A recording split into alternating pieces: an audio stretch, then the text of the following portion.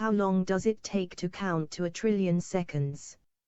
31,709.8 years. It would take almost 12 days for 1,000,000 seconds to elapse and 31.7 years for 1,000,000,000 seconds. Therefore, 1,000,000,000 seconds would amount to no less than 31,709.8 years. 1,000,000,000 seconds ago, there was no written history.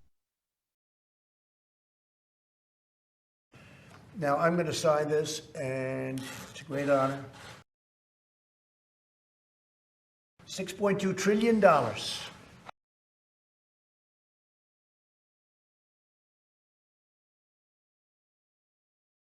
$6.2 trillion.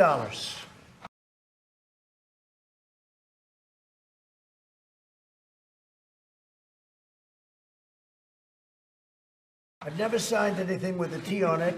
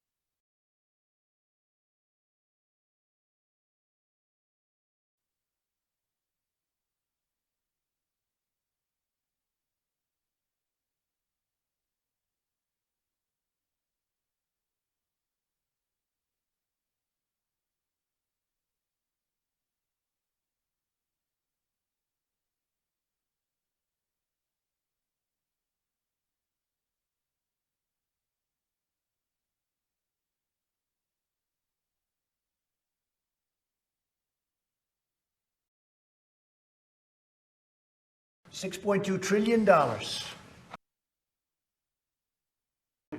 don't know if I can handle this one, Mitch. We can't chicken out at this point, can we? I don't think so, huh? All right, thank you all.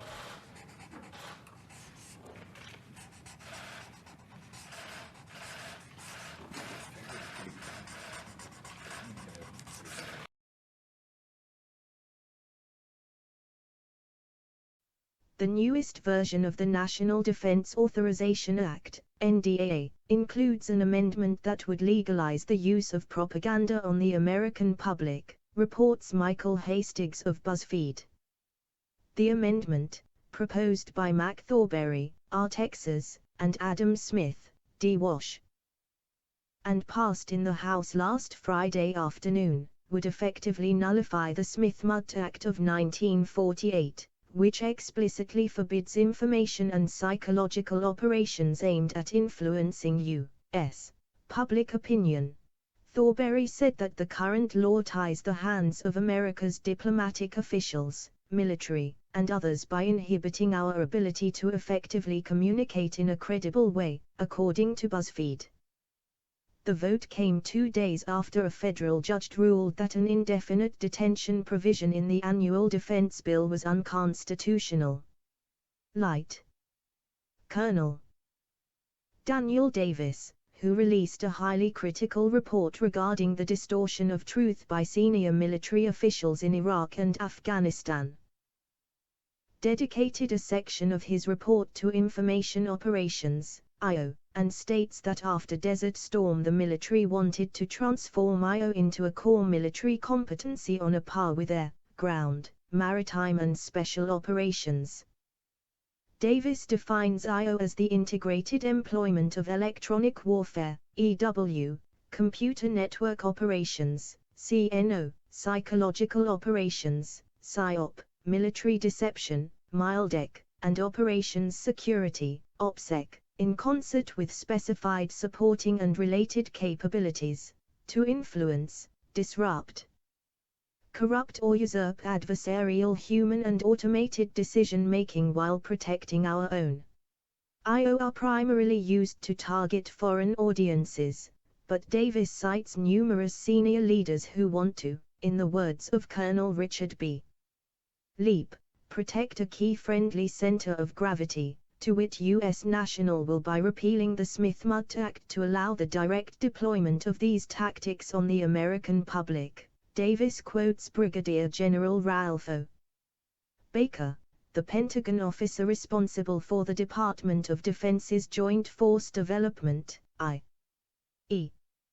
Army, Navy, Air Force, and Marines, who defines IO as activities undertaken to shape the essential narrative of a conflict or situation and thus affect the attitudes and behaviors of the targeted audience, and equates descriptions of combat operations with standard marketing strategies. For years, commercial advertisers have based their advertisement strategies on the premise that there is a positive correlation between the number of times a consumer is exposed to product advertisement and that consumer's inclination to sample the new product.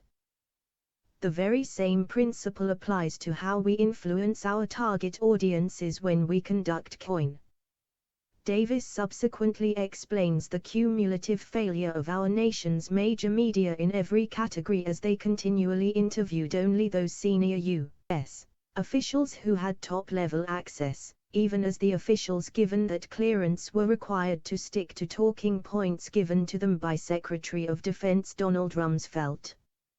If the NDAA goes into effect in its current form, the State Department and Pentagon can go beyond manipulating mainstream media outlets and directly disseminate campaigns of misinformation to the U.S. public.